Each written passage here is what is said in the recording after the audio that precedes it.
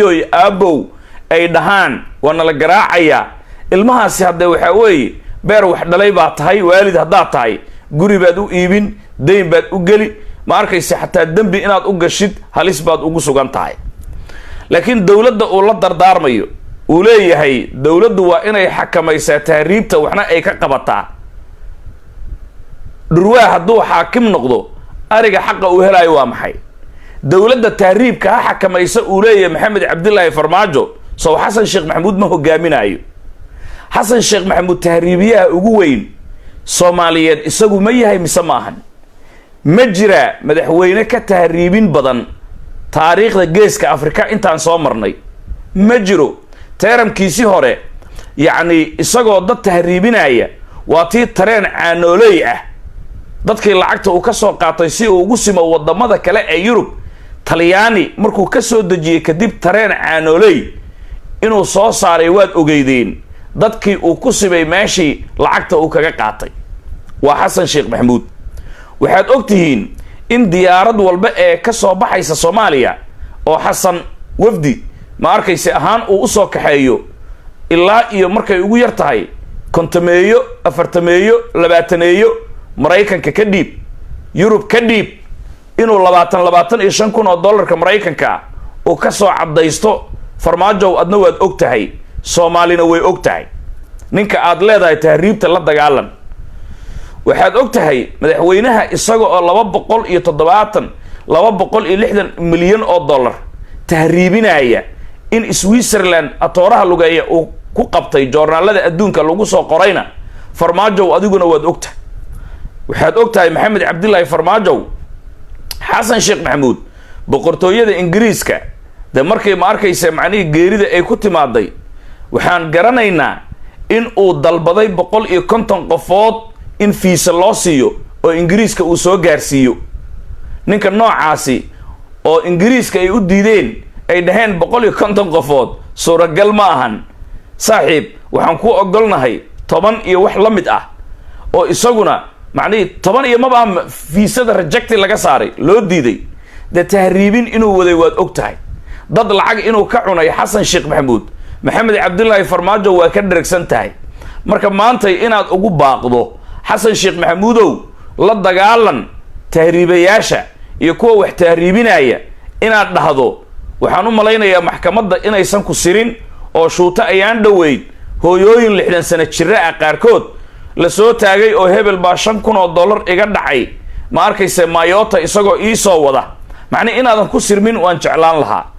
farmaajo waxa weeye si dareen oo ma arkaysa aabanimo leh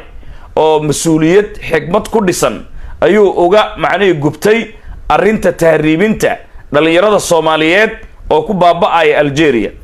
haddii marka macnay tala yar aan dhiiba aniga dhalinyarada waxa soo wada waa laba shay marka ugu horeysa dalkii ammaan iyo shaqo ma lahan oo iyo qabyaalad sida farmaajo uu sheegay ayaa dawladnimada shaqo la isku siiyaa hadday tahay midda federaalka iyo hadday tahay midda dawlad goboleedyada ratiga hore waxa la yiri ratiga dambe ratiga hore saanqaadkiisu leeyahay haddii dawladda federaalka cadaalad ay ku dhaqmi lahayd kuwan baydhabo fadhiya iyo kuwa hargeysa fadhiya iyo kuwa garowe fadhiya iyo kuwa dhuusamareeb fadhiya iyo kuwa jawhar fadhiya laasacaanoodna ku dar macnihi xoogo cadaalad yar waa laga fili lahaa laakiin haddii madaxweynihii Soomaaliya qoyskiisii uu madaxtooyada isugu keenay Soomaali uu kala eriyay kuwa kalena sidaas ay ku daysanayaan horta dhalinyarada rajabeel mustaqbal la'aan shaqo la'aan dawladana aan u roonayn oo qori caaradii lagu qabanayo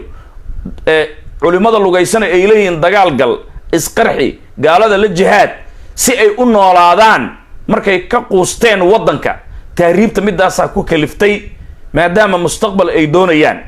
sidoo kale dhalinyarada waxa tahriibta ku kalifaya shaqo la'aantaasi iyo amni darada marka laga yimaado dadkeena qurbaha jooga number 1 baan ka nahay inaan meel doog la isku soo sawirno inagoo kaamam ku jirna oo ma arkaysa macni balaayo aan isaga dhigno sarahan reer galbeedka ah dhaldhalaalkooda kor marka ka soo aragto iyo sida gudaha loogu nooliyo waa kala labo dadna macni jaxiimadii bay ku dhex jiraan bay ka dhigan tahay dadna waxa weeye jannadii in lagu jiraa loo sawiri horta ma arkaysa nolosha meeshan taala igu soo orod ma ahan waxa qayb ka ah annagaasi maxaa yeelay markaan tahriibta dhalinyarada aan ka waaninayno annaga xataa baraha bulshada ka hadlayna kuwa baraha bulshada ka hadlaaya waxaa weeye nin ayaa wuxuu soo fariisanayaa guri qurux badan meel isku toosan ama meel qurux badan ama baabuur qurux badan intuu kamarada isku aadiyo ama naag guri qurux badan intay fadhiisato oo kamarada isku aadisay waxay ku leedahay qurbaha usoo tahriibina macno male hadda ma fahmaysaa waxaa la yidhaahdaa implicit message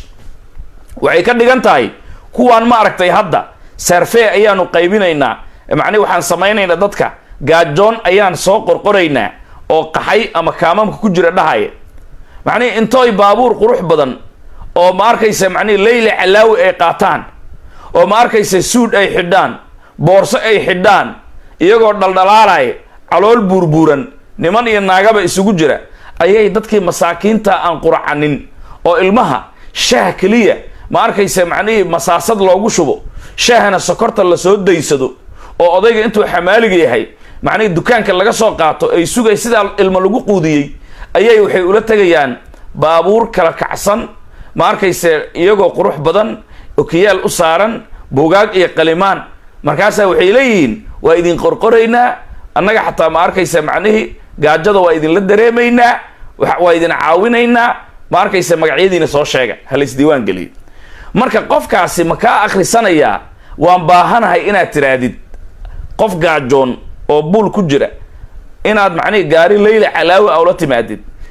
adoo futushaari xiran ama dj xiran oo kala kacsan kabataaka xiran ayaad u imaanaysaa barfuunkaaga baxaaya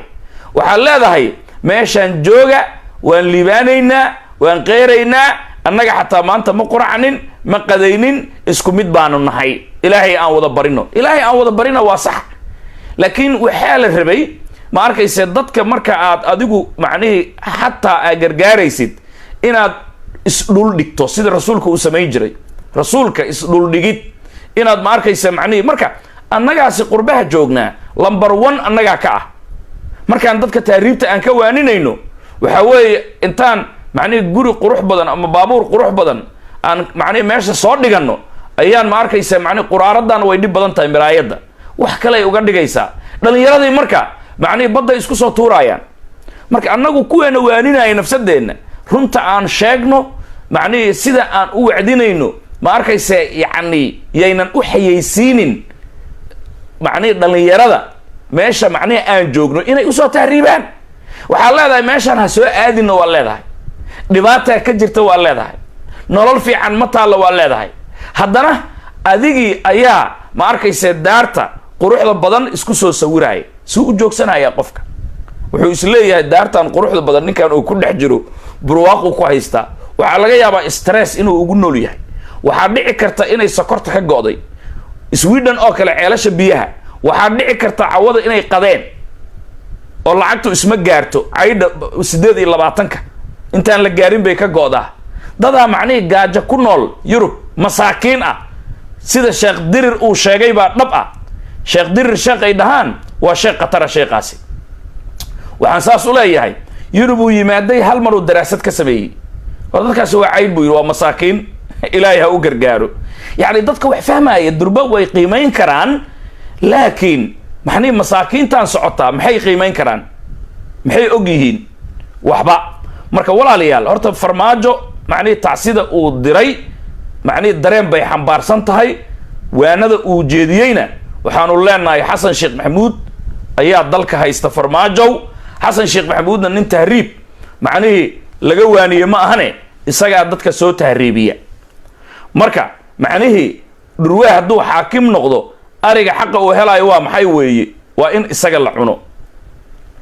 taasi haddaan ka gudubno walaalayaal ayaan dhexdaas ah